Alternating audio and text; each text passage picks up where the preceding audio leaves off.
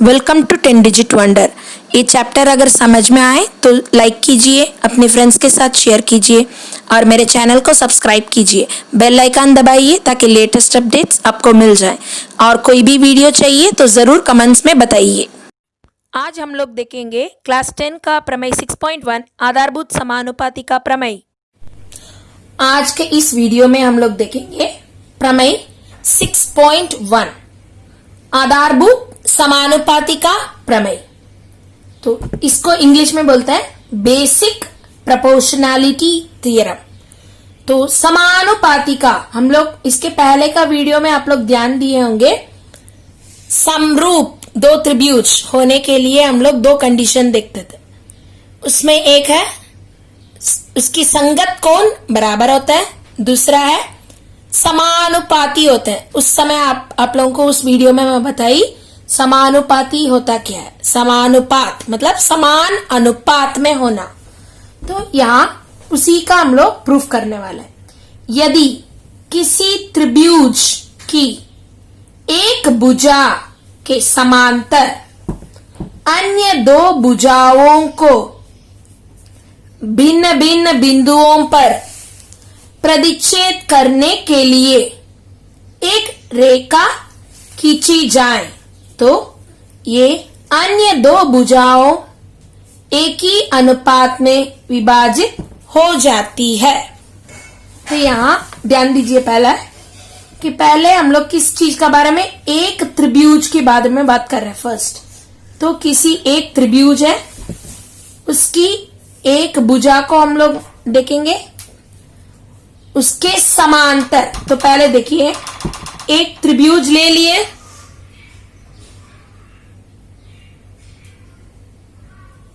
A B C.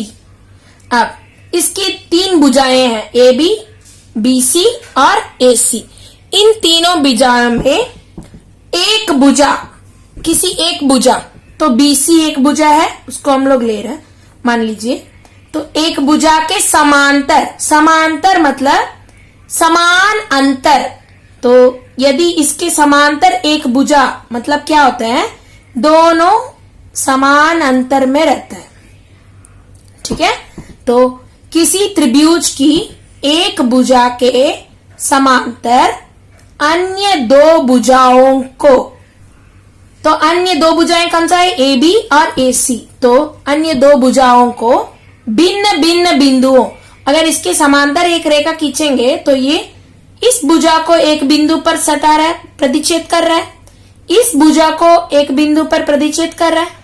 तो अन्य दो भुजाओं को भिन्न भिन्न बिंदुओं, तो भिन्न बिंदुओं कौन सा है, डी तथा ई, प्रतिच्छेद करने के लिए एक रेखा खींची गई है।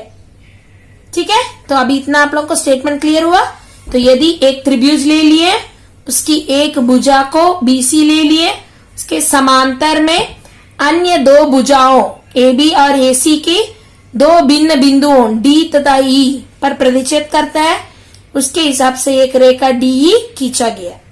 तो सिद्ध करना है कि ये अन्य दो भुजाएं, अन्य दो भुजाएं एक ही अनुपात में विभाजित हो जाती है।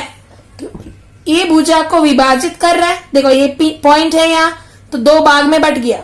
यहाँ एक पॉइंट आया तो दो भाग में बट गया। तो अब दोनों अनुपात मतलब इस भुजा को दो भाग में बटा है, क्या एडी एक भाग है, डीबी दूसरा भाग है। वैसे इस भुजा एई का एक भाग है, ईसी दूसरा भाग। तो इसके अनुपात जो है एक ही अनुपात, मतलब इसकी जो अनुपात है एडी बटा डीबी और इसकी जो अनुपात है एई बटा ईसी, दोनों एक एक मतलब बराबर, यही सिद्ध करेंगे। स्टेटमेंट पहले आप लोग को समझ में आ गया। तो हम लोग अभी प्रूफ के तौर पे जाएंगे। तो पहले आपको ये वाला आप लोग समझ गएगा, स्टेटमेंट के लिए ये डायग्राम बनाया। तो अभी एक्चुअल डायग्राम कैसे होना है, फर्स्ट आप लोगों को एक त्रिभुज ए बी सी तो लिखेंगे, दिया है प्रूफ करना शुरू करेंगे। एक त्रिभुज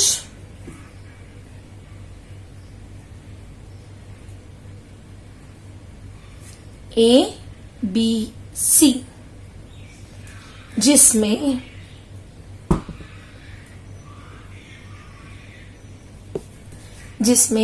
भुजा AB को एक बिंदु प्रदर्शित कर रहा है D, भुजा AC को प्रदर्शित कर रहा है बिंदु E,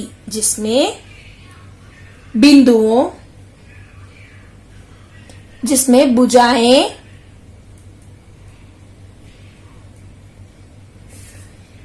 AB तथा AC बिंदुओं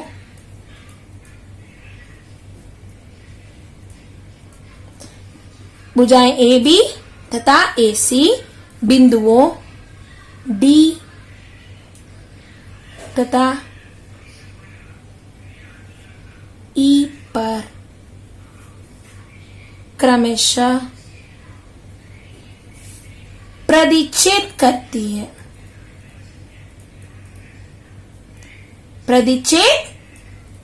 है। तो अब ये पॉइंट देखिए, पहले दिया है एक त्रिभुज ABC जिसमें दो भुजाएं AB और AC है और बिंदुओं D तथा E पर प्रतिच्छेद करते हैं।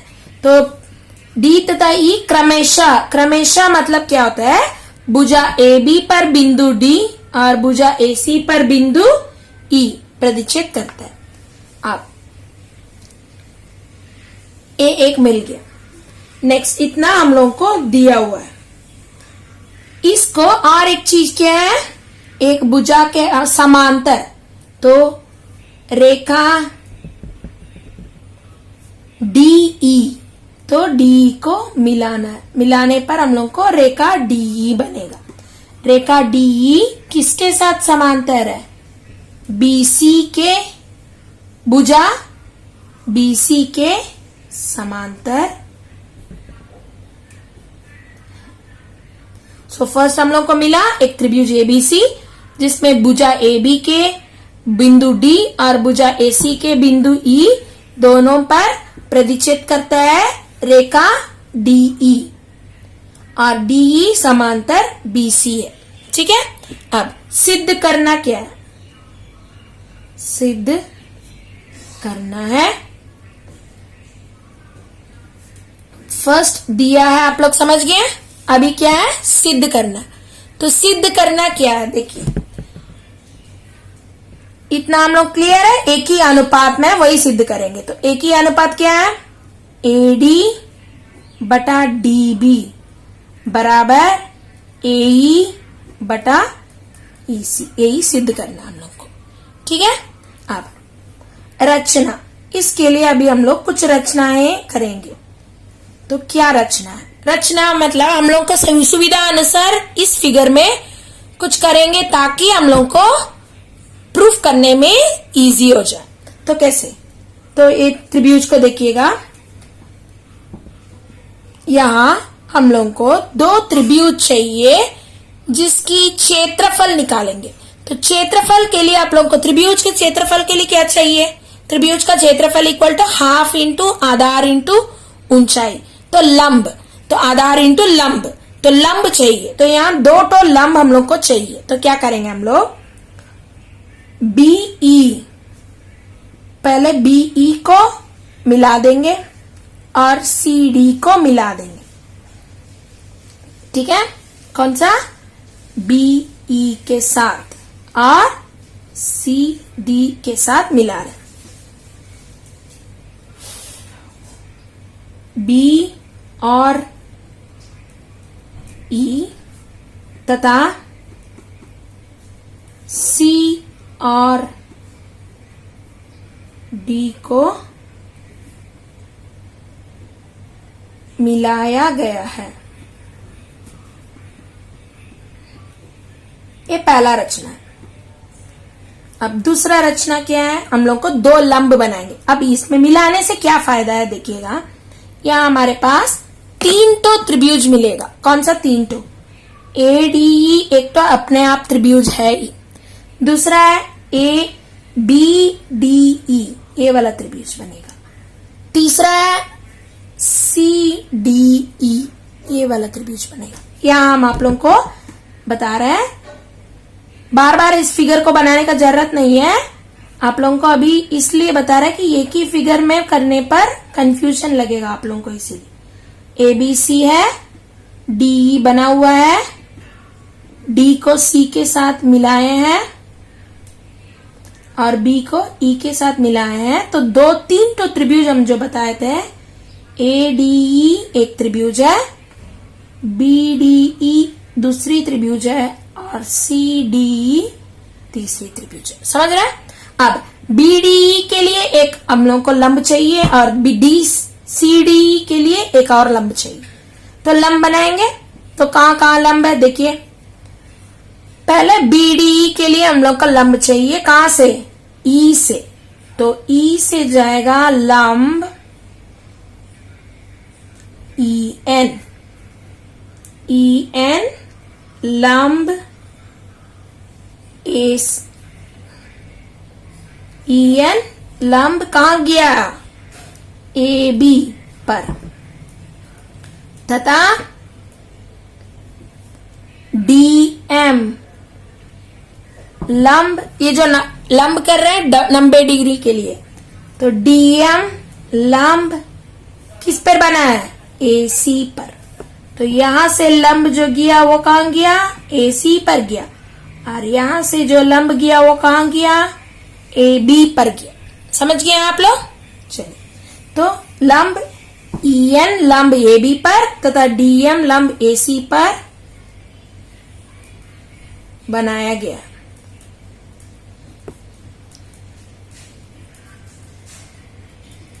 अब रचना हो गया। अब हम लोग को प्रूफ करना है, क्या? प्रमाण। अब प्रमाण में देखिएगा, हम लोगों को पहले तो तीन त्रिभुज हम बोले थे, तो तीनों त्रिभुज का हम लोग क्या निकालेंगे?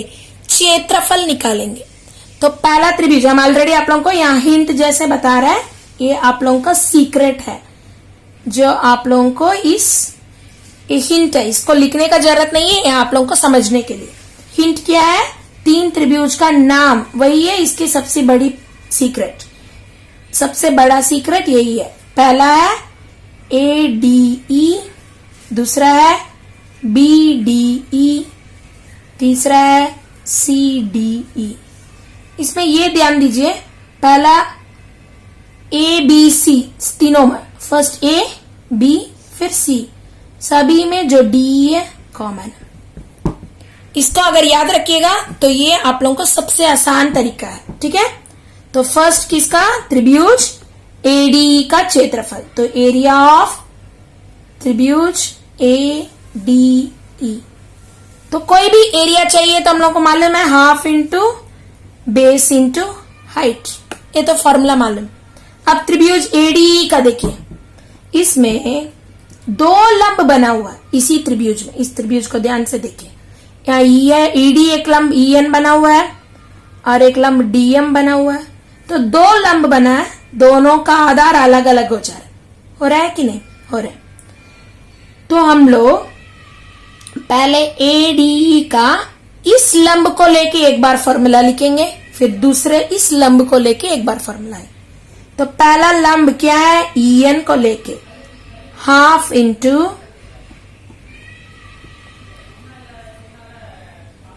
अब EN जब लंब है तो बेस क्या हो गया? AD हो गया इंटू EN। फिर इसी त्रिभुज का और एक बार लिखेंगे, जबकि हम इसको मान लीजिए समीकरण 1। दूसरा क्या है? DM है लंब, तो हाफ इंटू उसका बेस क्या हो जाएगा? देखो ऐसे बना है आधार और लंब ऐसे बना है, तो ये हो गया आधार बेस और ये हो गया हाइट। तो कोई भी त्रिभुज हो तो एक बार आधार है, जिस आधार पे लंब खड़ा है वही ये भुजा है आधार। तो हाफ इंटू इसका क्या हो गया? AE into DM clear? ये इक्वेशन नंबर 2। अब फर्स्ट त्रिभुज हो गया, सेकंड त्रिभुज क्या है हम लोग को? BDE। तो एरिया ऑफ त्रिभुज BDE is equal to half into, अब देखिए BDE यहां पर बना BDE, इस पर लंब कुछ कड़ा है EN कड़ा है। आप लोग पूछ सकते हैं टीचर EN तो यहां नहीं खड़ा हुआ है, लेकिन इस भुजा को यदि हम बढ़ा दिए तो वहां खड़ा है। तो अब हमको कौन सा है? बेस, BD बेस है। लंब कौन सा है? EN लंब है। BD into EN, equation number 3। अब फर्स्ट हो गया मेरा ADE, सेकेंड हो गया मेरा BDE, थर्ड क्या है? एरिया ऑफ त्रिभुज CDE, हाफ इंटू, अब CDE का देखिए CDE, इसी तरह DM एक लंब गया है, कहां खड़ा है? इस पे। अब ये कौन सा बेस पे खड़ा है? इसी तरह समझ के बोलिए, जैसे यहाँ BD पर खड़ा था, इसको बढ़ा दिए तो BD बेस हो गया। अब ये कहां खड़ा है? इधर खड़ा है। किसको बढ़ाने पर ये मिला है? EC को बढ़ाने पर। तो बेस कौन सा हो जाएगा? कौन सा हो जाएगा? EC into DM, equation number 4। अब आप लोग देखिएगा, यहां पर हम लोग सेलेक्ट करेंगे दो दो को ग्रुप करके। कैसे सेलेक्ट करेंगे? EN के साथ EN वाला को साथ में लेंगे, DM के साथ DM वाला को साथ में लेंगे।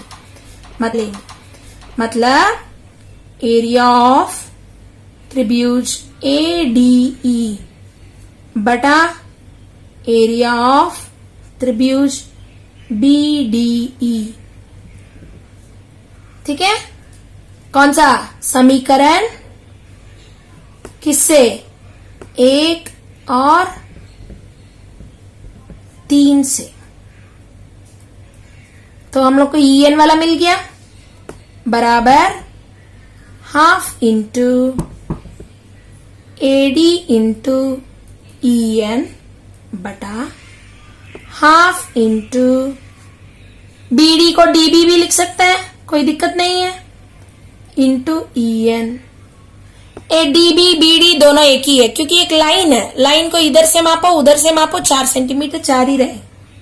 EN कट गया, हाफ हाफ कट गया, मिल गया मेरे को AD बटा DB। अब दूसरा देखिए,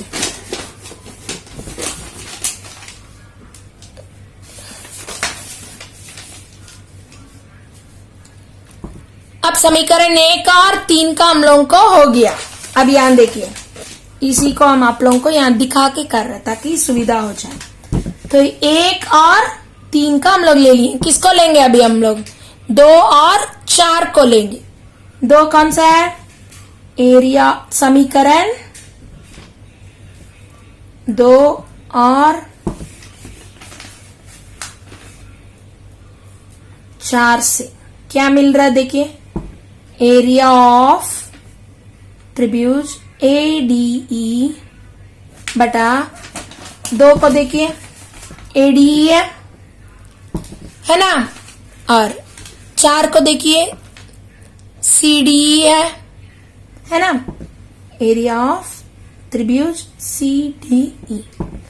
अब ADE का क्या आया? DM के साथ DM वाला, half into AE into DM बटा half into EC into DM हुआ। अब हाफ हाफ कट गया, DM DM कट गया, मिला क्या है? AE बटा EC।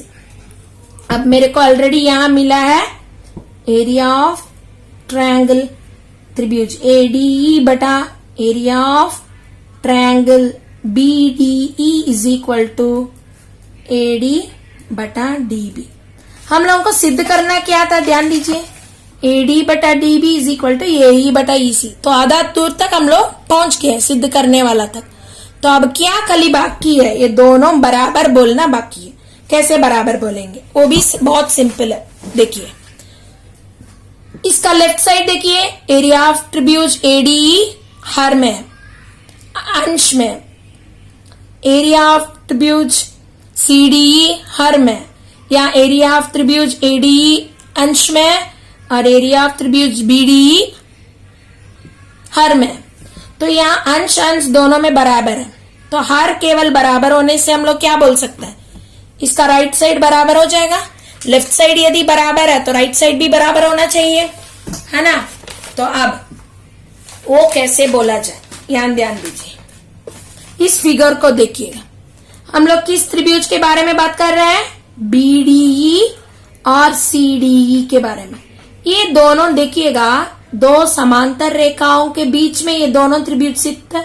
ये दोनों त्रिभुज के बारे में बात कर रहे हैं, दो समांतर रेखाओं के बीच स्थित है और एक ही आधार में है दोनों।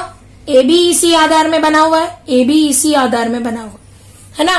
तो आप लोग क्लास 9 में ऑलरेडी पढ़ चुके हैं कि एक ही आधार और एक ही समांतर रेखाएं और एक ही समांतर रेखाएं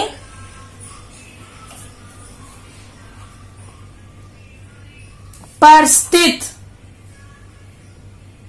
स्थित त्रिभुज क्षेत्रफल में बराबर होते हैं।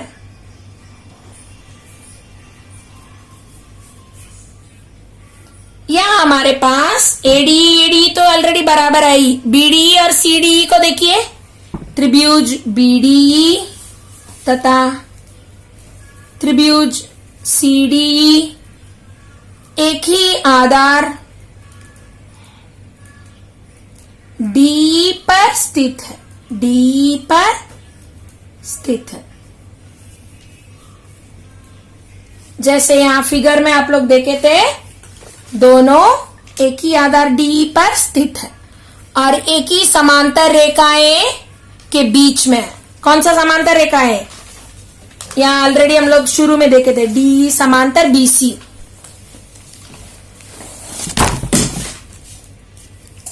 एक ही समांतर रेखाएं आधार डी पर स्थित है, इसी समांतर डी पर स्थित है।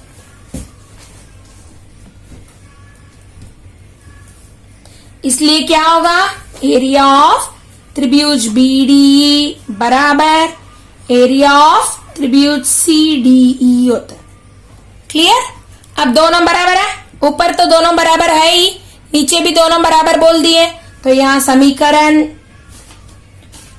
कौन सा था, 5 इसको मानेंगे क्योंकि 4 तक ऑलरेडी हम लोग देख चुके हैं। यहाँ 1 2 3 4 तक समीकरण बनाए थे, तो 5 और 6 में से